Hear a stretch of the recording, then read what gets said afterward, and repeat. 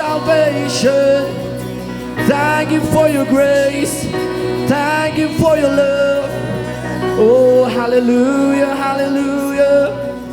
Oh, Lord God, we come before you this morning to give you all the praise, to give you all the glory.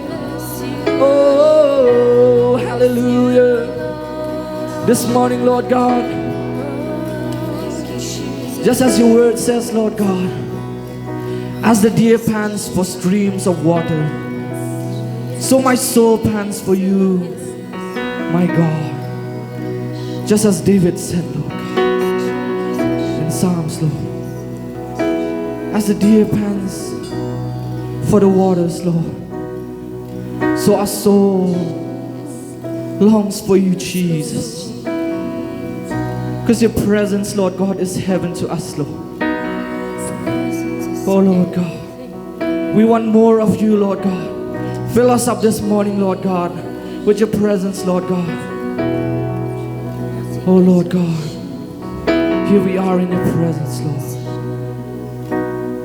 Oh, Jesus.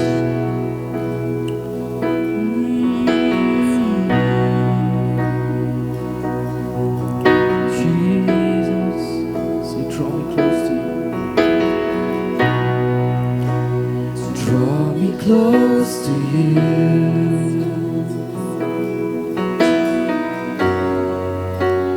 never let me go.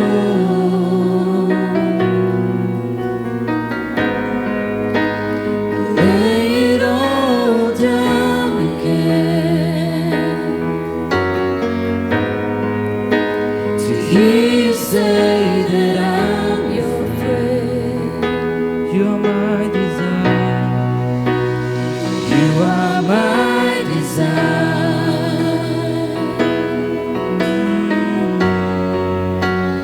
No one else will do.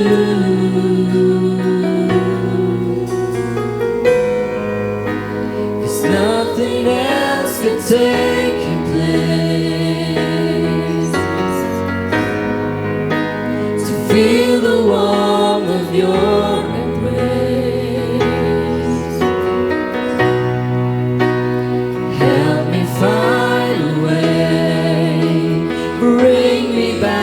to you.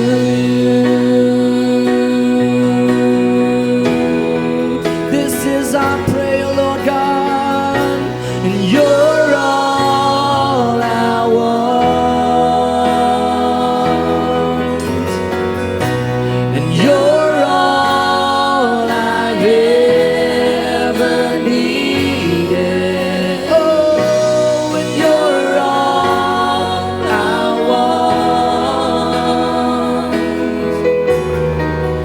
Help me know you are near.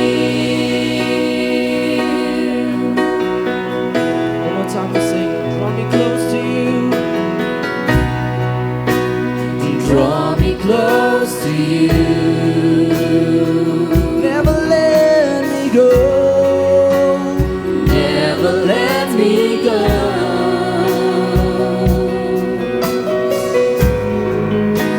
I'll lay it all down again to hear you say that I'm your friend. You are my desire. You are my desire. Oh, no one else will do. No one else will do. 'Cause nothing else can take your place. 'Cause nothing else can take your place. To feel the warmth, to feel the warmth of your embrace. So help me find a way. Help me find a way. Bring me back to you. With all of our hearts we say, and you're all I want. You're all that I need, and you're all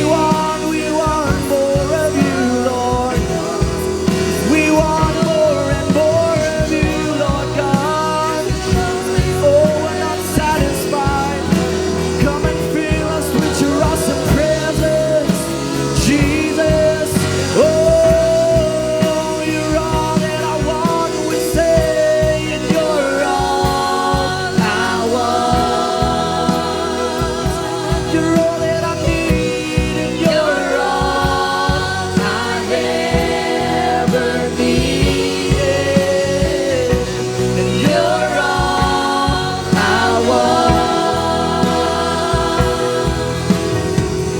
Help me know you are near. Just the voices we say, and you're all I want.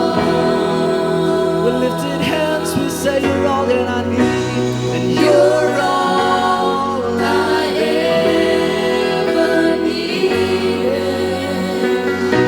and you're all I want. Help me know you are near.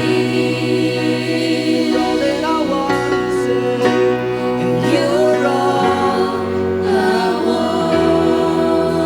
Yes, Lord God, you're all that I need, and you're all I ever needed.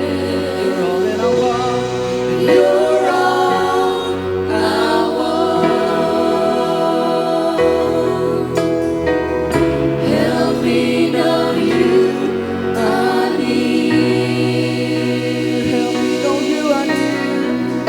Help me know you are near. One more time.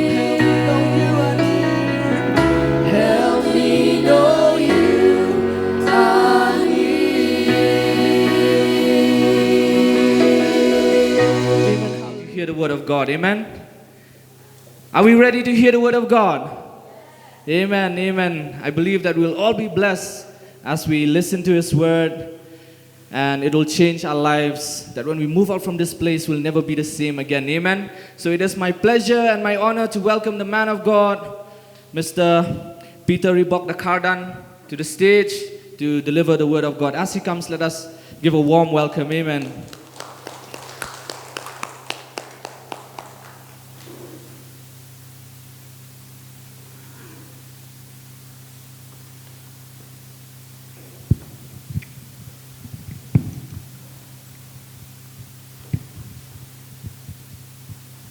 Hallelujah. Good morning, everyone. I think we are all still sleepy. Should we go for another round of praise and worship? Good morning, everyone. Good morning. Good morning. Thank you, Brother Eli, and thank you, Pastor Danny, and also the Apostle for giving me this opportunity to share with us all this morning. So, before I start, we'd just like to go in front of God in prayer. Let's all bow down our heads. Father, Lord, once again we come before you, Lord. We have nothing, O God, Jesus, Lord, to give but our lives, Lord Jesus. Once again we come before you this day, Lord, as we hear from you, your word, Lord Jesus, Lord. Let me be, O God, a vessel, O God, Jesus, Lord, for you to use, Lord, for your people, O God, Jesus, Lord, that when we go back from this place, we will not be the same again, but we will be changed from glory to glory. In Jesus' name, amen. So before I start, I would just like to remind us all, especially for those of you who have joined us here for just a recent years ago or some time ago. I would just like to remind us that this church was built on the pillars of prayer and fasting. How many of us remember that in those days? Even when I was a child, maybe 3-4 years old, I would still remember those days where during those prayer meetings, like everyone would be on their knees, everyone would be crying, and out of nowhere I would just enter the room and then I would climb on their backs, especially on my mom's back. And then when I see them crying, I would take the cloth and wipe the tears. Those were the days where the church, was fully in the mode of prayer. And I believe that we are what we are today is because of those days. Amen? And as we know that these days are full of distractions and entertainments, And as a church, we cannot lose focus on prayer. Amen? And that is exactly what I want to talk about this morning. That is prayer. Based on our understanding, what is the greatest need of the church today? Some of us may say, oh, it's miracles. Some of us may say, fellowship is the most important thing that we need today as a church. Yes, of course, they are all important. Miracles is needed, fellowship is needed. But the most important of all is prayer. Prayer has always been and always be one of the greatest needs of the Church of Jesus Christ. Say amen if you believe it. Not praying is the worst possible evil in the church or even in a Christian's life. You know, like how can someone say that they are a Christian or they are a follower of Jesus without even praying? It's like saying, I am a soldier and I am about to go to war, but I don't have any weapons, I don't have any ammunitions to go to war. Or maybe we can say, I am a fisherman, I am going to fish today, but I don't have any fishing gears or any fishing rods. Is that even possible? No, right? So, and also why are there so many sins in a Christian's life today? Because of lack of prayer. That is why sin like lying and gossiping, then addictions, distractions, disobedience, just to name a few. These are all the sins that enter a Christian's life today because of lack of prayer, because of the lack of the time to pray. So, one man of God said by the name Leonard Ravenhill, he was an evangelist. He said, the believer who prays ceases to sin. The believer who sins ceases to pray. You got it? I'll read it again. The believer who prays ceases to sin, meaning he stops to sin. But the believer who sins ceases to pray. He also said that a person who does not pray is led astray. That means wherever the wind blows, he just carried away with the world. In Psalm 5, verse 3, if you have the Bible with you, you can turn with me. Psalms 5, verse 3, it says, I'll just read from here. In the morning, Lord, you hear my voice. In the morning, I lay my requests before you and wait expectantly. Now, I would just like to ask this question. How many of us, when we wake up in the morning, who do we communicate to, or who do we communicate with? Is it our family? Is it our wife? Is it our husband? Is it our children? Or is it our siblings? Is it our parents? Or maybe the moment we wake up, WhatsApp or Facebook is the first thing that we check. I admit, I do that every time. Like, excited to see, who's sending me a message this morning, a good morning message or something else. I'm the one, I admit it, but I would like just to remind us that God should be the first person that we talk to the moment we wake up. Amen? Even God waits for us in the morning to talk to Him. That is the reason why we are being made to wake up in the morning, that is to fellowship and commune with Him. Amen? Hallelujah? Prayer must be one of the main goals in our lives. And as we see in the early church as well, in the book of Acts, prayer was one of the main practices of the church as they prayed constantly. In Acts 2:42, we can turn with me to Acts 2:42. It says, they devoted themselves to the apostles' teachings, and to the fellowship, to the breaking of bread, and to prayer. Not only did the church members pray, but we also see in the life of the apostles and leaders of the church, they also prayed. And then Acts 6 verse 4, the apostle said, "And will give our attention to prayer and the ministry of the word." You see, some translations, instead of using give our attention, they use the word dedicate or persevere in prayer. What does persevere means?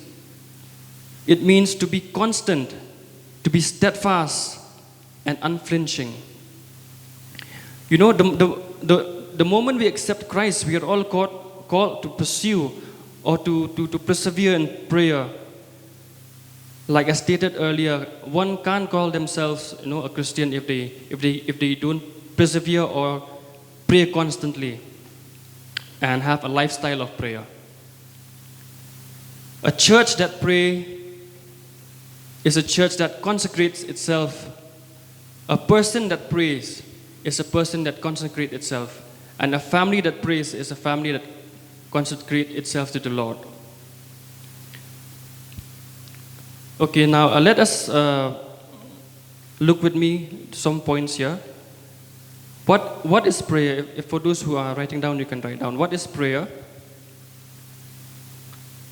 Now, prayer is talking to God. I'll repeat it.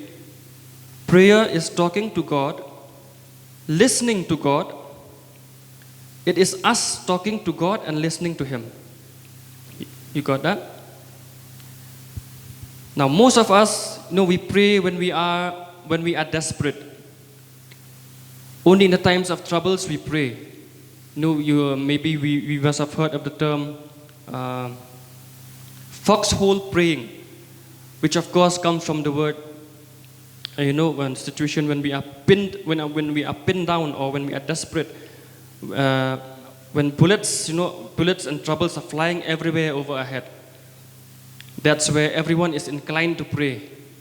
That is the only time when we remember to pray.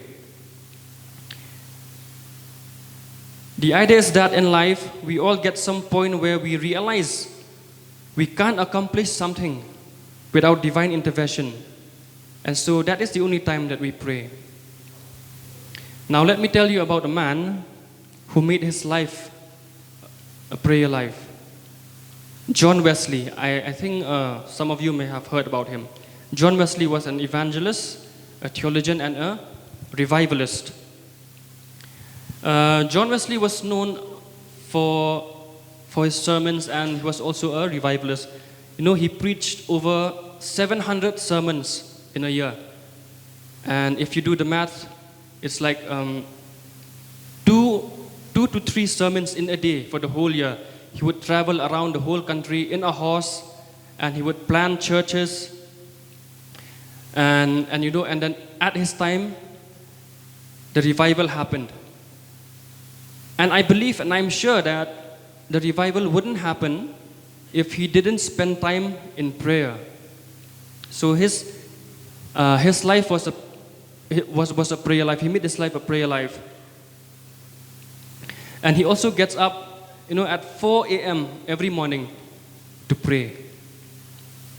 And I remember myself when we were visiting the church in Vellore, and I also remember Elder Sparkling when we used to go together to Vellore.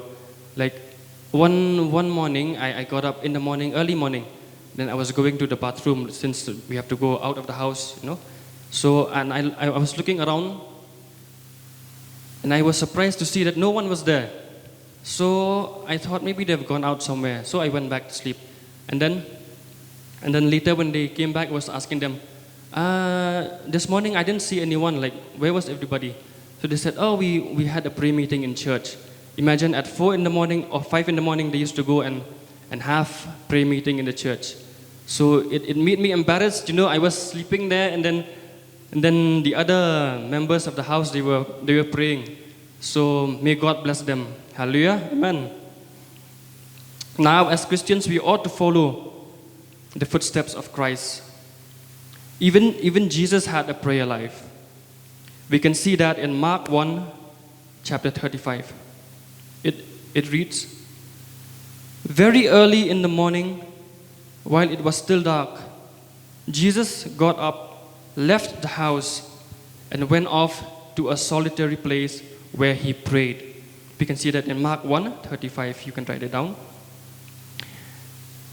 It's a must for us to have an intimate or alone time with God. Now, the first thing that many of us at this point will say is, "Well, I pray all the time. I pray without ceasing. It says in the Bible to pray without ceasing, isn't it?" You may ask that to me. Yes, it is a good thing to pray without ceasing. I pray when I'm doing this. I pray when I'm driving. I pray when I'm cooking, or even when I do nothing, I pray. But what if I tell you? What if you try that in your marriage, especially for people who are married? You can say, "Oh, my husband and I, or my wife and I, we talk all the time. We talk while going shopping. We talk while going here and there, while going everywhere. We talk." But I tell you, there is something about that intimacy that happens. When we have a time alone. That is exactly why Jesus himself sets a specific time for him to be alone with his Father. And I truly believe that there is something that happens that time when God has designed for us to experience unique closeness with him. Of course, yes, I encourage all of us to pray all the time. But what is important is that we need to have an intimate and alone time with him every time. And I'm sure and I'm convinced that if we do this, prayer will revolutionize our life.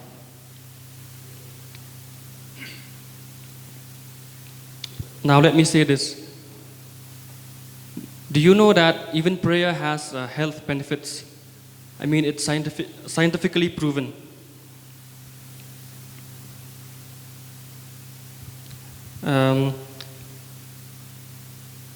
It says here, prayer produces physical, mental, and emotional benefits. Dr. Rose Marin, a research psychologist, states that tests have been done on people who pray, and it is found that prayer can calm your nerve system, shutting down your fight-to-flight response. It can make you less reactive to negative emotions and less angry. I mean, for me, I feel like prayer is the best remedy for anger management, as it's said here. The most important, that prayer can decrease pain. It can decrease the risk of death from heart attack, stroke, anxiety, or depression. This shows that when we are alone in God's presence, God can take care of our spiritual and our physical well-being also. Amen? So the next point is, why should we pray? Number A, you can, for those of you who can write down, we pray because of our fallen human nature. Let's turn with me to Genesis 6, verse 5. If you can all read together. Genesis 6, 5. Can someone read with me this verse, please?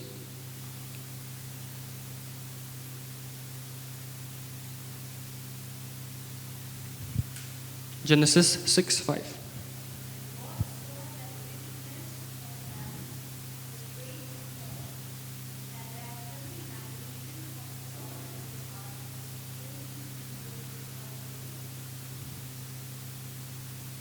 Amen. As we see here, The Lord saw how great the wickedness of the human race has become on the earth, and that every inclination of the thoughts of the human heart was only evil all the time. Brothers and sisters, I tell you, our earthly nature is evil. Yes, it is very difficult to get up in the morning and pray. But when someone, especially for the guys, when someone calls us up in the morning, hey, let's go for football, or let's go for fishing, let's go for a drive in the morning, we would easily get up without offending that other person. But it's okay to offend God in the morning when He says, get up and pray and let's have time alone with me. That is how our nature is. And this is exactly why Apostle Paul said, put to death, therefore, whatever belongs to your earthly nature. Crucify the flesh daily. Even David said in Psalms 139, verse 23, search me, O God, and know my heart. Test me and know my anxious thoughts. David asked God, to test his heart because he knows his heart is evil.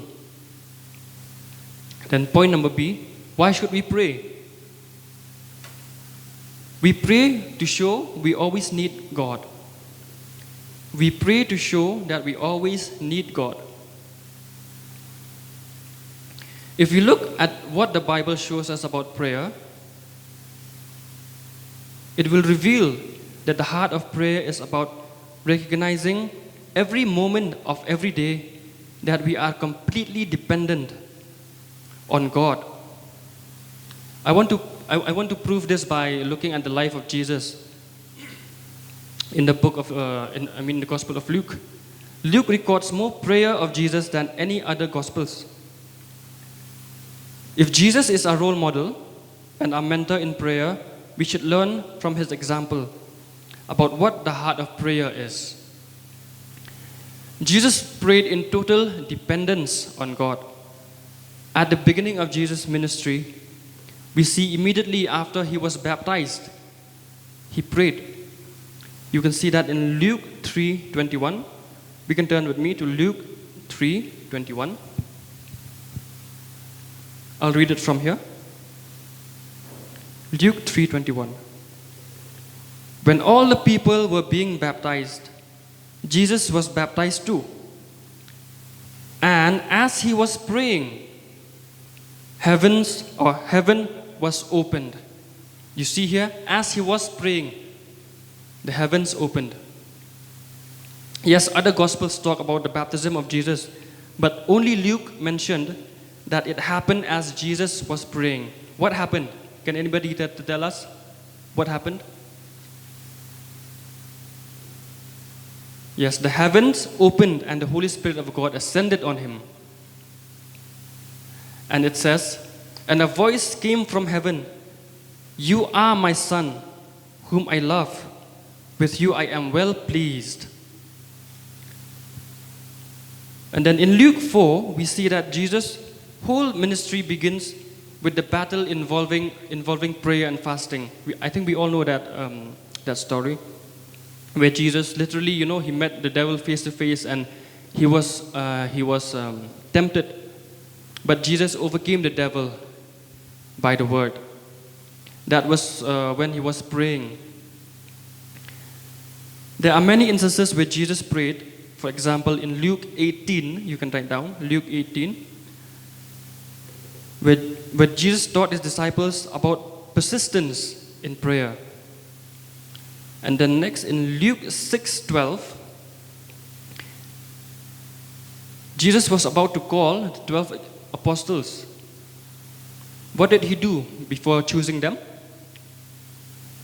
He prayed. Now in Luke 6:12 it says, Luke 6:12, one of those days, Jesus went out to a mountainside to pray and spend the night praying to God. Here we can see before Jesus, choosing the 12 apostles, he kneeled down, he went to the Father to pray. He did nothing by himself. Also, another example in Luke 5, where everybody was coming to see Jesus. But listen to what Luke tells us about Jesus' source of strength. Now, in Luke 5, we can see in verse 16, Luke 5, verse 16, it says, "But Jesus often withdrew himself to lonely places and prayed." You see, where would Jesus get his strength? It was when he was alone with his Father. Here's my question. Why was Jesus always praying? Or a deeper question when it comes to this thought is, what did Jesus do on his own apart from prayer? The answer is absolutely nothing. There was nothing that Jesus did on his own. It was all independence of God, the Father. In other words, we can say Jesus depended on God before he did anything. Jesus said like this, "The Son can do nothing by himself. He can do only what he sees his Father doing." We can find that in John 5:30. And now this really begs the question of, if Jesus, the God in flesh, if Jesus can't do anything on his own, and what makes you and I to do anything on our own except in God? That's why we need to pray. In every decisions that we make, in any choices that we make in our life, we need to pray. And this shows that we need total dependence on God. And this is exactly why the disciples came to Jesus and asked him, "Lord, teach us to pray." They did not go to Jesus and ask Jesus, "Lord, teach us how to do miracles or how to do ministry." They went to Jesus and asked him, "Lord, teach us how to pray." It is not that they don't know how to pray. Of course, they pray in the synagogues, on Sabbath. They know how to pray in various situations, but the disciples also know how to follow these rituals. But they saw Jesus praying, and they felt like there was something in Jesus that they also want. They saw something different. They saw in Jesus something more than just a ritual. That's why they asked Jesus to teach them how to pray. Prayer nourished Jesus. We also see in the early church prayed in total dependence on God. For example, in Acts 1:14, we see here, when the apostles had been persecuted by the Sanhedrin, the church didn't complain about how hard it was to be a Christian, but instead the church prayed. Another example in Acts 12:5. Acts 12:5. When Peter was imprisoned, what did the church respond? The church responded in prayer. You can write it down, Acts 12:5. And then in Acts 14:23. In Acts 14:23. Acts 14:23 says, "Paul and Barnabas appointed elders for them in each church, and with prayer and fasting," committed them to the Lord, in whom they had put their trust. Now, can we see a pattern here? The fundamental root conviction of the church in Acts was that they could do nothing without God. That's why the church always went to God in prayer. The major concern today is that what is essential, what was essential for the early church. Today, it has only become an option. In the books of Acts, they did not just pray before meetings or after meetings. The very soul of their coming together was that they came together to pray. Now, next point. Why should we pray? We pray to seek and to know God better. We pray to seek and to know God better. In Luke 11, verse 2,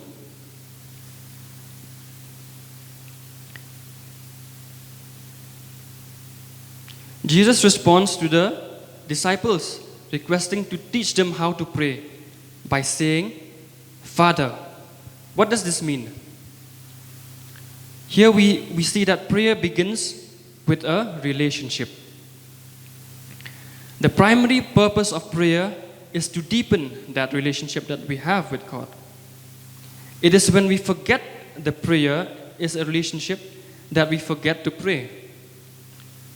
Only in case of emergency, that is when we pray, if we forget what the sole purpose of prayer is. And that is sad in any Christian's life. Well, maybe most of us, we grew up thinking about prayer and seeing prayer as asking for things. This is what we have learned all the time. Lord, give me this. Lord, give me that. Lord, help me with this. Lord, help me with that. If we are completely honest with each other this morning, this is probably the reason why we don't pray much. Because, if asking from God and not getting the answers, then what is the point of praying? Well, I'm sure if again we are genuinely honest with each other, we could tell a time where we prayed for something or someone and we didn't get the answer, like praying for someone to get healed or someone we pray for a job maybe. And even last week when Manchester was playing in the Europa final, in my heart I was secretly praying for Manchester to win, but they lost. So at that time I could have easily said, why pray, when when my prayers are not answered. But that's not the point of prayer. Prayer has a more deeper meaning to it. That is a relationship with God. In response to that line of thinking, I want to ask this question. What if the purpose of prayer is knowing God and not getting answers? I'll repeat that again. What if prayer is the purpose of knowing God and not getting answers? It's not that presenting our needs before God is not part of prayer. Of course it is. But what if prayer is intended to be much more than that? We remember when Jesus said on the Sermon on the Mount about prayer. We can find that in Matthew 6. You can turn along to Matthew 6, 7 and 8. Matthew chapter 6, verse 7 and 8. Jesus said, when you pray, do not keep on blabbing like pagans, for they think they will be heard for the many words. Do not be like them, for your Father knows what you need before you even ask Him. Now for some of us, we may throw up our hands and then we just surrender ourselves. Then, why should I pray if God, He already knows what I need? Then what is the point? If He already knows what the point of praying is, if that is what we are thinking, then I think we are on the verge of breaking through into what prayer is all about. What if God doesn't tell us to bring all our needs to Him so that we can inform Him about all our needs? What if He already knew everything we need and maybe there's intimacy He has designed for prayer? What if the reason He told you to go into your room, close the door, and pray to your Father who is unseen? We can find that in Matthew 6:6. You know, Jesus said, go into your room, close the door, and pray to your Father who is unseen. We can see there's a closeness God intends to take place in this thing called prayer. We will miss this intimacy when we make it all about our wants and needs, or our things, or a list that we need, if you make prayer all about that. One writer puts it this way: we are not desperate for something, but we are desperate for someone. And that is the heart of prayer. Now, what if the priority of prayer is time, not talk? Sometimes we go and pray and we just blabber around and talk to God, I want this and want that. But what if prayer is about time and not talk? I want to remind us this morning that the most important thing in this world is not your job, not your finances, or not your family, but the most important thing in the world is personal and intimate relationship with Jesus. Everything in our life flows from this one thing, that is our relationship with Jesus. That's why it says in the Bible, seek ye first the kingdom of God, and all these things shall be added unto you. This model prayer of Jesus showing us why He was constantly going aside to be with His Father. It was because there was an intimacy that happened when He was alone with the Father in prayer that would affect His everyday task or His, and it affect every little thing that He did, is because He always went aside to a solitary place with His Father to know His Father's heart. And then the next point, why should we pray? We pray to surrender to God's plan. We pray to surrender to God's plan. God has designed prayer as the means for you and me to be involved in what He is doing in this world. God wants us to be a part of this thing that He has designed. He wants you and I to be a part of His plan. That is why we need to pray according to His will. We need to pray according to His heart. All my life I have heard, of phrases such as, I think most of us have heard of phrases such as, prayer changes things, or there is power in prayer. But I want to make one thing clear. Prayer in itself is powerless. You got that? Prayer in itself is powerless. And even the goal of this encouragement, or the goal of this message today, is not for us to go from here and then pray and pray and pray to be known as a person of prayer or to pray more. No, if that is the goal, then we have failed, because there are other people who follow different faith. They can easily embarrass us when it comes to giving time and devotion in prayer. But here's the secret.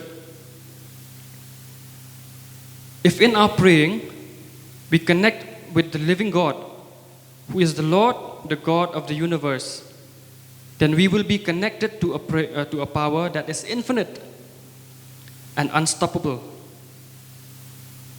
God is the one who has all the powers, and not our praying. The way we connect with that power is through surrender. That is why we need to surrender to His will, connect to Him when we pray. By surrendering, I mean that our lives reflect the life of Jesus in Gethsemane. You remember in the Garden of Gethsemane when Jesus prayed? He said, we can find that in Luke 22, verse 24. Luke 22, 24. Jesus said, "Yet not my will, but yours be done." Now that is surrender, surrendering our will into the will of God. And it comes from relationship and trust. We can't just surrender to anyone, when we don't have a relationship. And I can give myself as an example. Sometimes I want to do this, I want to do that, I have my will. But then because I have a relationship with my wife, I also have to surrender to her options and to her choices as well. Because we are in a relationship and there is trust in that relationship. So the same goes to us and God. So as we realize our desperate need for God, and as we seek to know Him more, we will grow to understand that His plan is always best. And we will grow to the point of surrendering to His will all the time. That is when prayer life gets exciting. And I tell you, why most of our Christians today, they are not excited, when it comes to prayer. Because they are praying according to their will. And when they don't get the answer, that is when they stop. But we should pray according to God's will. And that is where God will use us. Amen. And at this time, we'd just like us all to bow our heads and pray with me this simple prayer. Let's all say together, Father in heaven, Creator and the architect of life, the shepherd of my heart, the Savior of mankind, I come before you today, knowing that I am unworthy and knowing that I haven't been faithful. Father, forgive my weakness.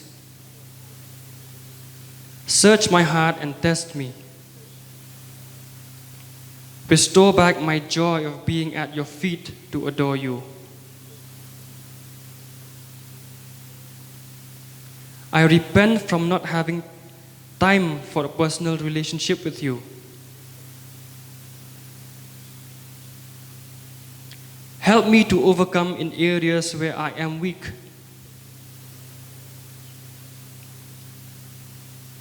Give me boldness. Give me confidence. Teach me your ways. Teach me to surrender and pray according to your will. Revive me. Revive my home. And revive my church.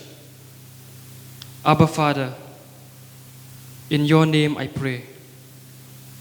Amen. Amen.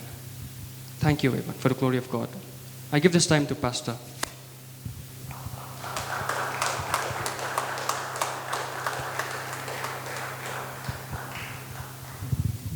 I'd like to call the Judah ministry to come. Thank you, Peter, for that encouraging message. The takeaway from this message I feel in my heart is to shift our focus from prayer to meet our needs, and to shift our focus from that to prayer as a means to have a relationship with God the Father through our Lord and Savior Jesus Christ. When we shift our focus, surrender our will to Him, I believe in doing so, as Jesus would say, that He even knows,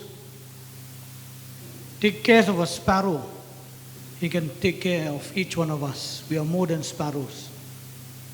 If we just humble ourselves to His will, seek His will, seek to do His will.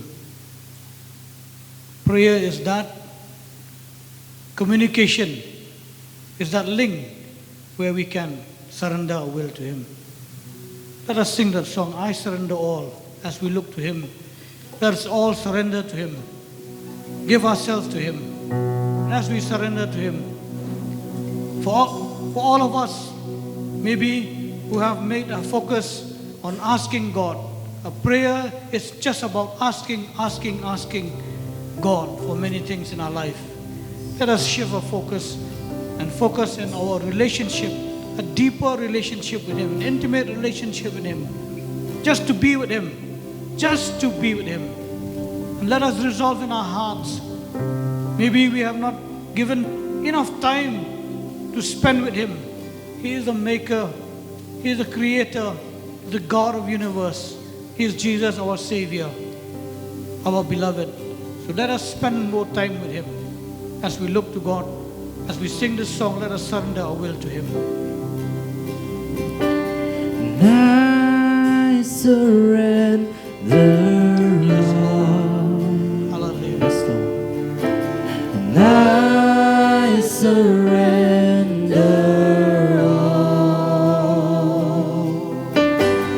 all to Thee, my blessed Savior, and I surrender all. I surrender, and I surrender all. And I surrender all. And all to Thee, my blessed Savior, I surrender all. I surrender, I surrender all. I surrender all, and I surrender all to Thee, and all to Thee, my blessed Savior, and I surrender all. I surrender, and I surrender all. I surrender, and I surrender all to Thee, and all to Thee, my blessed Savior, and I surrender all to Thee, and all to Thee, my blessed Savior, and I surrender all to Thee, and all to Thee, my blessed Savior, I surrender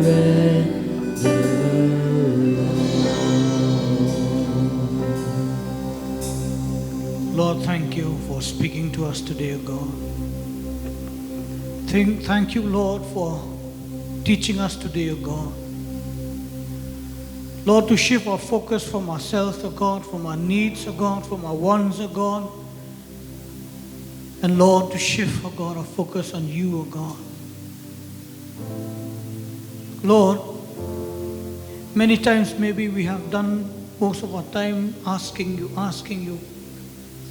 Lord, today, O God, you've taught us, O God. You want to fellowship with us, O God. You want to have an intimate relationship with us, O God. Lord, let us, all of us, O God, Lord, it's all about you, O God. It's all about you. We have forgotten, O God, but it's all about you, O God. We are more focused, O God, on our physical or spiritual and our needs, O God, our domestic needs, O God. We forget, O God, that you want to spend time with us also, Lord. Today, O God, as we have heard, you want to speak to us today, O God. Drawing us to you, O God, drawing us to you, O God, ever so gently, oh God, drawing us to you, oh God. As if, oh God, you're begging us, oh God, to be close to you, to have fellowship with you, Lord. Lord, we repent, oh God. We have made, oh God, prayer, oh God, a means, oh God, just to get things from you, oh God. Today, oh God, we repent from that, oh God. Lord, that we will make prayer, oh God, our lifeline, oh God. Prayer, Lord, an intimate relationship with you, oh God. Spending time with you, oh God. Just spending time with you, oh God. Lord, help each one of us, oh God, to realize that, oh God.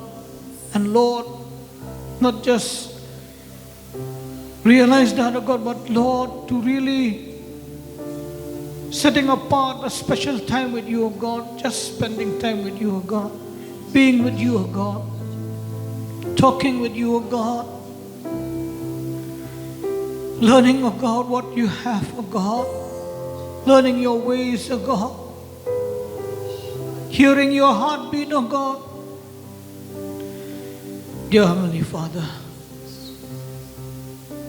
we thank you, Lord, that we are so privileged that we can talk to you directly, oh God, that we can come to your throne of grace.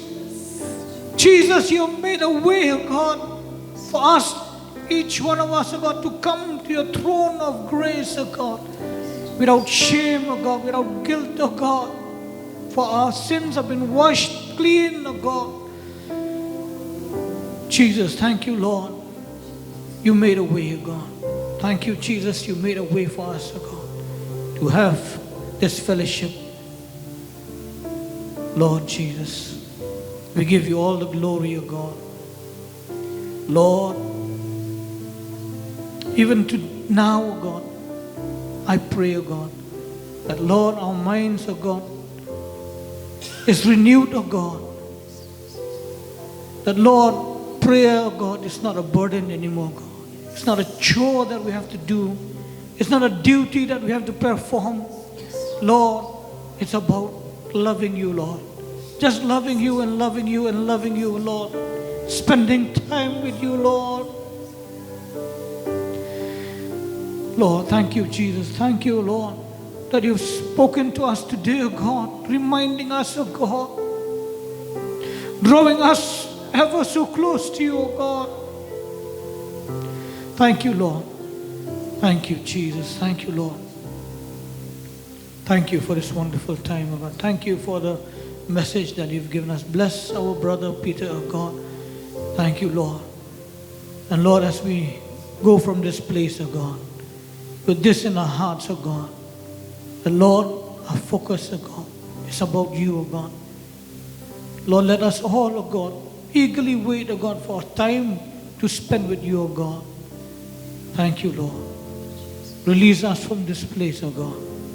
My Father, let your love, my Father, the grace of our Lord and Savior Jesus Christ, the sweet fellowship with the Holy Spirit be with each one of us and all the saints across the world who call upon the name of Jesus now and forevermore.